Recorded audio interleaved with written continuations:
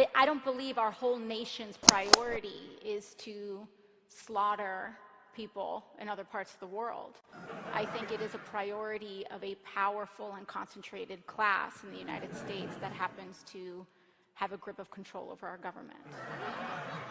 You know, in speaking about war too, I've been thinking a lot about when Trump tweeted that he was going to target cultural sites in Iran, really what that really means, and really how that functions not just in our society, but how it's also an extension of white supremacy, in that the goal of all of this is to erase history and to erase our understanding. And we don't talk about the actual people who experience violence, and it is almost portrayed in media and in culture as people who didn't have a society anyway, as though there are people that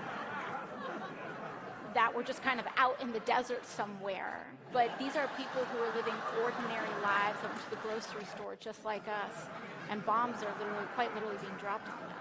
And that is not the reality of war that we see, and I think, frankly, they learned that, you know, in terms of our media and our government learned that with Vietnam, that you don't televise our actions abroad.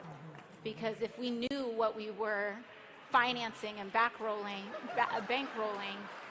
we would overturn it. The ballot box very often is the thing that moves last in reaction to movement. And a lot of it requires that deep in the trenches work of being in the streets and collecting together. You know, it's like when Black Lives Matter started several years ago, we all know how it originally was perceived, that it's this fringe group disrupting society. To this day, the FBI investigates them, and activists doing the same.